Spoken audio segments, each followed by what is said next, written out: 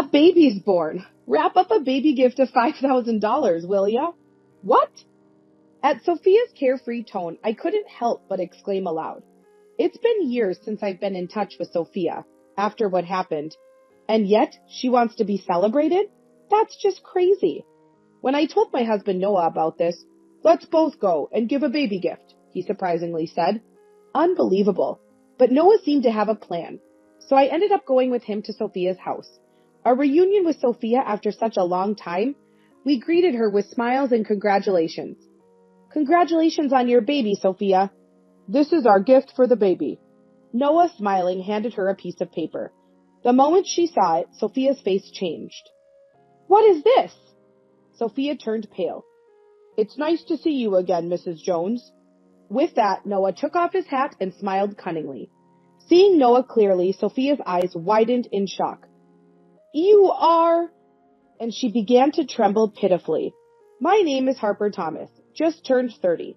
My husband is the 35-year-old Noah, and our recently 4-year-old daughter Charlotte. This is our family of 3. A normal, peaceful life, but the journey here wasn't smooth. Actually, this is my second marriage. My first marriage goes back about 5 years.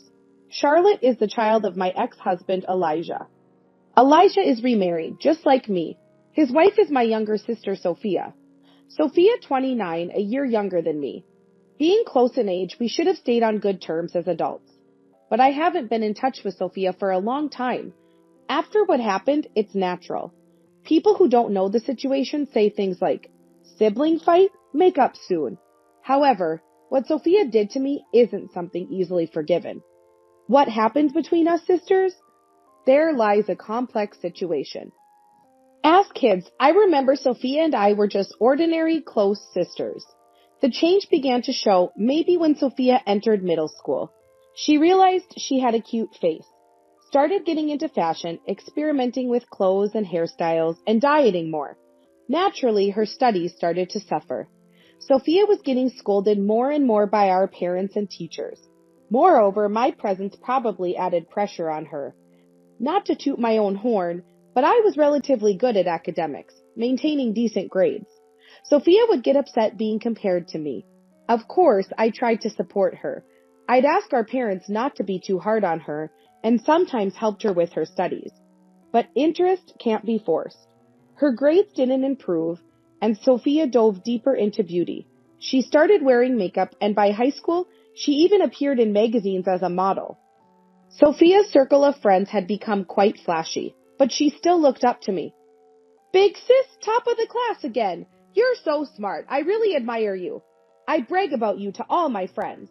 She often said things like that warmly. Eventually, I entered a prestigious university. A year later, Sophia went to a beauty school. It was around then that something puzzling happened. I was at a cafe near the station working on an assignment when I heard a familiar voice. It was Sophia and her friends. They mentioned using this cafe sometimes. It was awkward, but they couldn't see my table from where they were, so I stayed put. Soon, one of Sophia's friends said, This is near South University, right? Your sister goes to South University, doesn't she? So smart, wow. Then Sophia said something unbelievable. Yeah, that plain Jane who does nothing but study.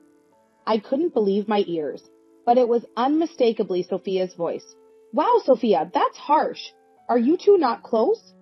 Not at all. We get along fine superficially, but she doesn't care about fashion, just studies all day, and is honestly so uncool. Even if we meet in town, I'd never want her to talk to me. She's happy getting praised by teachers and parents for her studies, no matter how uncool she looks. Laughing, Sophia said, I was frozen, unable to move. I never knew Sophia thought of me that way. Shocked and angry, I was dumbfounded. I came home much later than usual. Sophia was her usual self. Hey, big sis, welcome back. You're late. Studying at the library again? You're such a hard worker.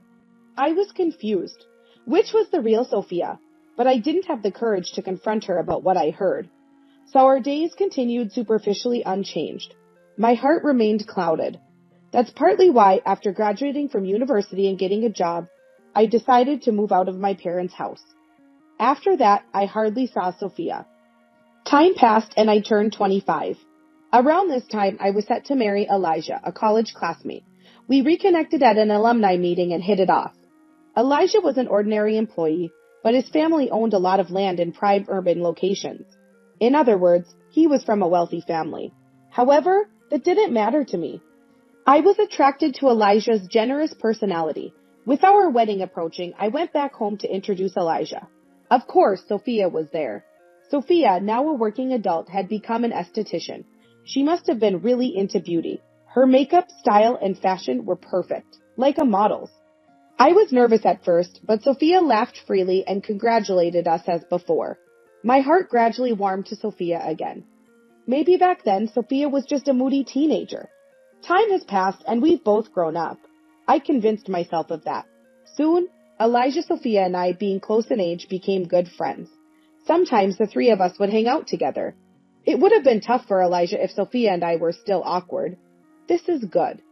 After marrying Elijah, I quickly got pregnant. I decided to give birth near my parents' home. So I discussed with my parents and started visiting a hospital nearby. It was a busy time. I had severe morning sickness and had to be hospitalized for a while. My parents visited, but I rarely saw Elijah or Sophia. But I was too ill to worry about that. I didn't have the luxury to worry about others. Looking back, I wish I had paid more attention. Maybe then I would have noticed. And then I went into labor. A healthy baby girl was born. Her name is Charlotte. But my health took a while to recover, so I stayed at my parents' home for some time. Elijah, busy with work, didn't visit, only sending messages and calling. Eventually, my health improved bit by bit. Finally, I could return to Elijah's home. What would Elijah say when he saw the baby? Thinking lightheartedly, I opened the door. Elijah, I'm home. No answer. As I opened the living room door, a shocking scene unfolded. Elijah and Sophia, half-dressed, intimate like lovers. What? I was speechless. Elijah hurriedly got dressed. In contrast, Sophia was oddly calm. What the heck is going on? Harper, this is a misunderstanding. Welcome back, big sis, Sophia said, smiling. Not welcome back. Explain this. What? Isn't it obvious? We're in a relationship like this, Sophia nonchalantly said, wrapping her arm around Elijah's. My head was pounding. What was Sophia talking about? Resigned, Elijah apologized. I'm sorry. What's that? I can't believe this. It's unbelievable. Both of you. Even with me and Charlotte here, it's just wrong. Confused, I rushed out of the house. But where could I go? Reluctantly, I took Charlotte and went back to my parents' house. As I explained the situation to my parents, my mobile phone rang. It was Elijah. I'm sorry for surprising you earlier, Harper, but Sophia and I have developed feelings for each other. I want a divorce. What? What are you talking about? We have Charlotte, remember? Child support for Charlotte. So? I couldn't understand what he was saying. Confused, I listened to Elijah's explanation, why he got involved with Sophia. It seems Elijah found Sophia cute the first time he saw her, but she was his wife's sister. They became close as relatives of similar age. Then I was hospitalized for morning sickness. During that time, Elijah and Sophia grew closer. Sophia had tearfully confessed that I had always been mean to her since we were kids. Big sis always called me stupid. I never said such terrible things. It was clearly a lie by Sophia, but Elijah believed her story. His own complexes played a part in this. Elijah, coming from a wealthy family, had entered university through a large donation. In other words, it was an unfair admission. He hadn't gotten into the prestigious university on his merit. These complex feelings made him feel inferior to me, who entered through general admission. This background led Elijah to empathize with Sophia. He believed her story and became disappointed in me. You're smart and responsible, sure, but that doesn't mean you should belittle Sophia. I'm disappointed in you. Marrying such a mean-spirited woman was a mistake. What are you talking about? That's a lie by Sophia. Don't believe it. No, I'm not being fooled. I'll sign the divorce papers and send them to you. Wait a minute. Listen to me. My cries were in vain as the call ended. Unbelievable. He believed such lies. I was stunned. A few days later, overwhelmed by everything, I came down with a fever. My parents, knowing everything, comforted me and took care of Charlotte. How pathetic. I need to recover quickly and sort out this mess. While I was thinking this, the entrance door opened. I thought it was someone else, but it was Sophia. "Oh, big sis, you're here at home," Sophia said nonchalantly as she returned. I couldn't suppress the trembling anger. "What are you talking about? What do you mean, Sophia? Lying and deceiving Elijah," I shouted. My parents heard the commotion and rushed over to stop us. But we didn't stop. "I've always hated you, big sis." Sophia spoke in a lower tone than usual, slowly. "Just because you were good at studies, you received all the love and expectations. I couldn't stand it. So, I wanted to take away what was most important to you." The house fell silent at Sophia's confession. I couldn't believe Sophia had such thoughts. Anyway, focusing on beauty paid off. Elijah is just a typical man. Fell for it easily. Sophia spoke with a smile. I was speechless. So the Sophia in that cafe was her true self. What had I been seeing all this time? The real Sophia hated me so much. I had only seen the convenient illusion of a doting Sophia. Stunned, I watched as Sophia casually gathered her things to leave. "Elijah's house is so plain and tacky. It's not my taste at all. I'm going to change everything." Apparently, she planned to stay at Elijah's house. Despite my parents' attempts to stop her, Sophia left briskly. Dizzy, I found myself sitting in the hallway. Then, my daughter Charlotte began crying in the other room. I needed to comfort her, but I couldn't move. Supported by my parents, I finally managed to stand up. I don't remember much after that. All I knew was I didn't want to see Elijah and Sophia's faces. After discussing with my parents, we concluded that divorce was the only option. I cried, not for myself, but for Charlotte. Even in this situation, Elijah showed no concern for her. Such a terrible father. But then, maybe it's better not to have such a father. That thought was one of the reasons I decided to divorce. I quickly signed the divorce papers Elijah had mailed and delivered them to the office. Thus, my first marriage ended unceremoniously. Fortunately, my parents supported me. They harshly told Sophia not to come back home. Thanks to that, I never had to meet Sophia again. Gradually, I regained my composure. Sophia and Elijah might have married, but it no longer mattered to me. I had to protect my life with Charlotte. Time passed. Luckily, my workplace was within commuting distance from my parents' home, so I didn't have to change jobs. I worked hard, desperate. Although the alimony from the divorce trial was paid without delay, I was a single mother. I had to save as much money as possible. I was a bit anxious. My friends might have noticed. One day, a friend suggested introducing me to a man she knew. Initially hesitant, I agreed to meet him, assured he was a sincere person. His name was Noah Thomas, 5 years older than me, tall and well-built. I thought he'd be intimidating, but he was surprisingly serious and kind. Busy with work, he hadn't had much luck with women before. We were naturally drawn to each other. Charlotte warmed up to him as we spent time together. Then, one day, Noah said he wanted to protect Charlotte and me. I cried, moved by his words. Later, we got married. Now we live a simple but happy life as a family of 3. I thought I had nothing to do with Sophia anymore. But then one day, relaxing at home, my mobile phone rang. Instinctively, I answered. "Big sis, how are you?" Hearing Sophia's voice, I trembled. I should have checked the screen before answering. Too late for regrets. "What do you want?" I replied as coldly as I could. I didn't want any more disturbances in my peaceful life. Then, Sophia cheerfully said, "A baby's born! Wrap up a baby gift of $5,000, will ya?" What? After years of no contact, her expecting a celebration was absurd. And $5,000? No less? Ridiculous. I was outraged, but Sophia, unconcerned, continued talking about her life. She'd continued as an esthetician and opened her own salon about 3 years ago. The land and building for the salon were borrowed from Elijah's parents, located in a prime area. She bragged about how successful it was. Just a boastful story. I quickly ended the call, fed up with her self-centeredness. Unbelievable. How could she call so insensitively? I was seething with anger. That night, when Noah came home late from work, I immediately told him about it. Noah had been busy lately, always coming home late. But we made a point of having dinner together. He always valued our communication, saying from the beginning of our remarriage, "I want us to talk about everything." Over dinner, I told Noah, "Elijah's sister called? She's running a beauty salon now?" "Seems like it. Her ex-husband was wealthy, so he probably helped with the funding. What's her name? Sophia. She's now Sophia Jones. After I answered, Noah thought for a moment, then said, I see. That's what it is. What? What's wrong? Well, how about we both take a baby gift and visit Sophia's house? Noah suggested with a sly smile. What? Why would we do that? I don't want to. Calm down. I have a plan. He then shared a surprising fact and proposal with me. I was taken aback. When the weekend came, Noah and I, having left Charlotte with my parents, arrived at Sophia's house. It was a large, impressive home. Welcome. Sophia, smiling, greeted us at the door. She looked perfect, even post-pregnancy. It's been a while. You haven't changed, Sophia. I forced a smile. Then Sophia said laughingly, Of course not. I never neglect my beauty routine. Don't want to be cheated on like someone. Typical Sophia. I almost got angry, but I had to hold back for now.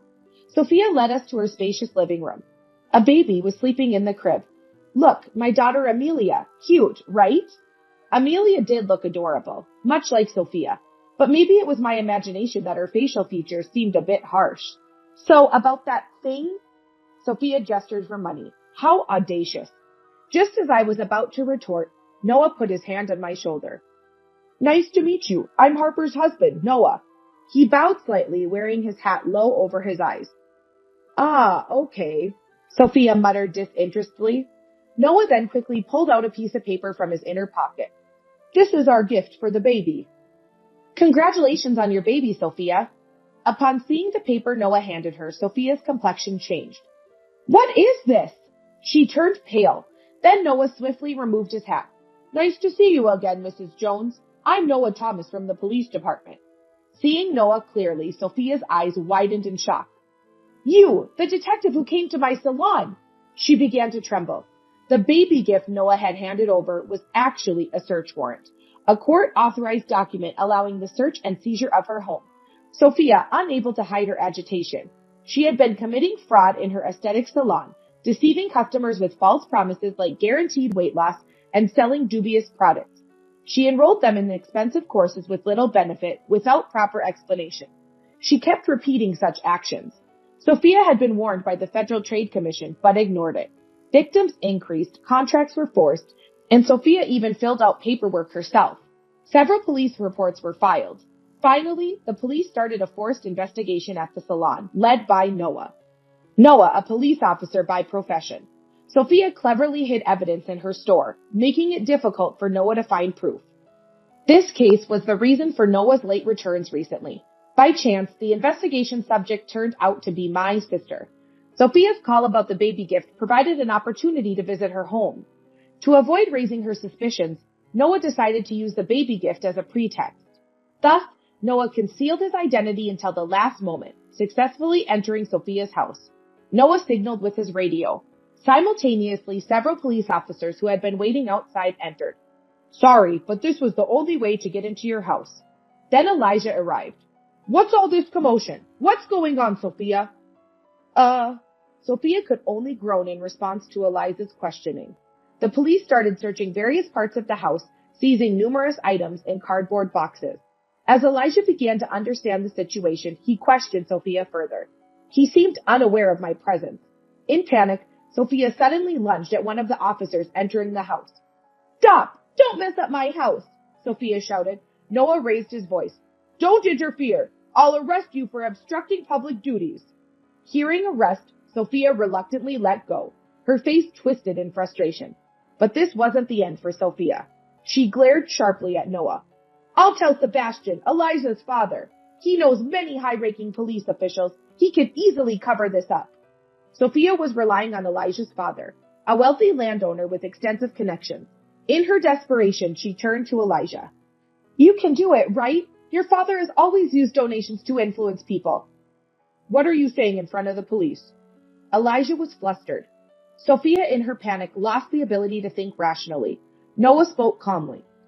The Jones family, right? Old landowners. Sebastian Jones, Elijah's father, a former city council member and wealthy man. So, what about it? He's already been indicted for bribery in a corruption case. He's currently in custody. What? My father? Now it was Elijah's turn to panic. The Jones family was wealthy, but apparently involved in corruption. Elijah's fraudulent admission to university suggested a family habit of solving problems with money. Why is my father-in-law involved in this? I don't know. Sophia, were you committing fraud at your salon? Shut up. Now's not the time. Elijah and Sophia began arguing bitterly. Amidst the chaos, I quietly addressed Sophia. Isn't it time to give up? It's unbecoming. What did you say? You lied again. 4 years ago, you made up lies about me to Elijah, crushing my heart. And now, deceiving your clients for your own benefit? No matter how beautiful you are, your heart is ugly, the lowest of the low. What? Sophia opened her mouth to respond, but then a police officer's voice came from the back room. We found a work computer. Sophia bit her lip in frustration, likely knowing it contained incriminating evidence. Mrs. Jones, we'll discuss this in detail at the station. Please come with us. Sophia slumped into feet, her face a picture of despair. It seemed she no longer had the energy to resist. Initially, Sophia denied the fraud charges at the station, but analysis of her computer's data uncovered evidence. She was arrested for fraud, extortion, and forgery. Her aesthetic salon opened 3 years ago was apparently in the red from the start. Her aggressive product promotions were desperate attempts to secure sales. But she didn't want anyone to know about her worsening financial situation. Pride had driven her to claim her business was thriving. Her sudden demand for a $5,000 baby gift must have been employed to cover her shop's losses. Dozens of customers had filed complaints against Sophia. The salon, facing hefty damages, went further into debt and closed down, leading to bankruptcy. Elijah and his family, who had invested capital, were furious. Understandably, Sophia was divorced. But Elijah's family wasn't spared either. His father, Sebastian Jones, was arrested for bribery. Their family had to liquidate all their properties to cover debt. Elijah, who had worked for his father's real estate agency, found himself ousted when other executives took control following his father's arrest. He later found work at an unrelated company, but he struggled, being overworked and underpaid. In such a state, he couldn't possibly take care of a child. Amelia, their daughter, was temporarily placed in children's foster care. Poor Amelia's birth into such a family seemed nothing but misfortune.